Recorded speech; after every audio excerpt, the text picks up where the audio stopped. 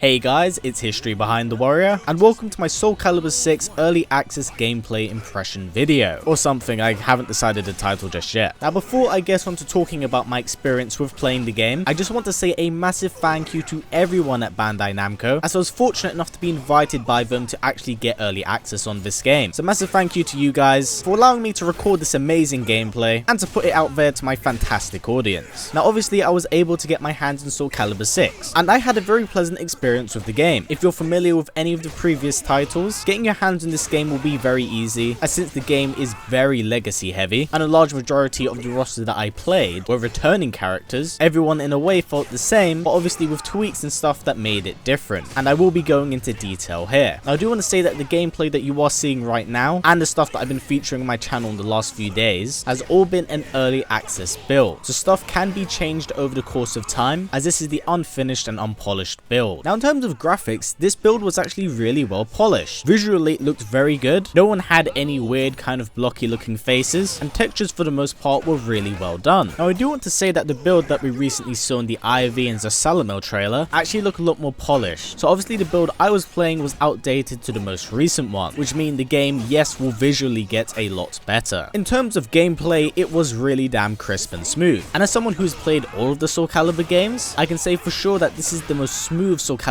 game there's ever been. Movement doesn't feel blocky, and the pacing really does feel fluid. I will also say that the sound design is really nice with how the swords clash. It really does fit into the game and doesn't break any sort of immersion. And of course the music in these games are always stellar, and Soul Calibur 6 definitely does live up to that reputation, with grand orchestras that really just suck you into the world of the game. It is really good. And of course we have that good old cheesy Soul Calibur dialogue, which is always a treat to hear regardless of how silly it is.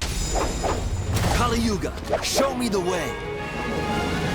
And going back to gameplay a little bit, everyone does feel unique. No one plays similar at all, and I don't think clone characters are going to be a thing here, but I mean that's at least in the build that I was playing. Now in terms of mechanics, this game is very interesting, but in a good way. The meter system returns in this game, but it's definitely done in such a way that its only real use is to buff your character via soul charge, or give you access to critical edge, which is stuff we'll get to in a bit. Now in terms of meter building, it was quite slow, but then again this could have just been the build I was playing, but by simply just swinging your sword around, you would slowly build up meter over time. So really it wasn't that difficult to build up bar when you think about how fast the gameplay is here. Now guard impacts do return and are just as satisfying as one would imagine. For those who aren't too familiar with it, it's the green flash that appears off a defensive player that knocks the aggressor to the side and opens them up for free hits here. It more or less does function as a parry. Along with guard impacts, critical edges also return, and as always they are a treat to watch despite not doing a lot of damage. Now I personally believe this is probably because it takes up 1 bar of meter, and you can in fact store up to 2, so that's most likely why they don't do a lot of damage. Now critical edges can be hit confirmed into, and don't always have to be done raw, but due to the limited amount of time I did have with this game, we didn't really have the opportunity to kind of explore. Now 2 new mechanics that are in the game are the reversal edge and soul charge. Now first off, let's start with reversal edge. Reversal edges are super flashy, and are a cool tool to have at a single button press. It works like guard impact, where you can parry your opponent and force them into a rock paper scissors situation. Now despite this, there are other options of getting out of here, such as the fact that you can just hold a block button during this sequence, or you could even backdash or sidestep to get out of the way of it, so the players aren't always forced into this scenario. Now I'll definitely say that it's a very strong tool right now, and it's actually one I explored quite a bit in the early build to test it out, because really from my own personal opinion, this move doesn't actually put you in a kind of a bad situation, seeing as it will literally allow you to parry an entire string into the rock and paper situation. Not only that, but it also does apply to stuff like grabs and even critical edges. And in the build I was playing, there was no limiter with how many times I could in fact use this tool, so I used it a lot in this build to kind of figure out what was going on with it. Plus I learnt that the aggressor in fact takes damage if he engages with the defender that activates a reversal edge, and even has the ability to kill an opponent. Now as strong as it is, particular strings can in fact knock the person out of it, so it isn't entirely entirely invincible. And if you also whiff it, there's a lot of recovery frames on it, so you can indeed be punished for just throwing it out willy-nilly. Now overall, Reversal Edge is definitely a very strong tool with minor flaws. I do expect him to probably regulate how many times you can pull this off in a match, because I was able to continuously use it again and again and gain an advantage over my opponent, as it would create space and time between us, so you could come up with a strategy before this, or even just use a Reversal Edge to finish a match by baiting your opponent to attacking you when you activate it, as they do take damage for it. And before I forget, there is a lot of startup on it, but you can hold the button down and hit your opponent whilst they're blocking, and actually breaks their block, forcing them into the Reversal Edge situation. Now the Soul Charge mechanic in this game is what really shines gameplay wise. Not only is it super satisfying to use, but there's a lot of benefits to actually activating it. By spending a single bar of meter on this mechanic, you essentially buff your character up in every single way possible. From a design standpoint, I actually like what they did with this here, as each character has a different Soul Charge, so it's tailored to each character very differently. Not only do they look slightly different in some way, but their attacks are heavily buffed, and in fact deal hella chip damage, and this in turn can make your opponent really panic, especially when their health is starting to deplete via chip. Now during this buff, characters in fact gain access to new and better moves. For example, Keelik gets a command grab for his critical edge instead of his overhead strike, so Keelik's Soul Charge critical edge is unblockable. Gro, for example, gets a very interesting buff in his stance. Instead of just the standard overhead low and kick, he's able to utilize them full screen with a teleport, so he can constantly keep applying pressure regardless of where he is on the screen. Now whilst in the middle of Soul Charge, you can in fact use the remainder of your meter to use a critical edge, so you can end the activation quick by hitting your opponent with a super move essentially. Now as amazing as this is, understandably it does deplete over the course of time, but with how fast the gameplay is, you won't really notice it depending on how good your opponent is. Now overall, I'm super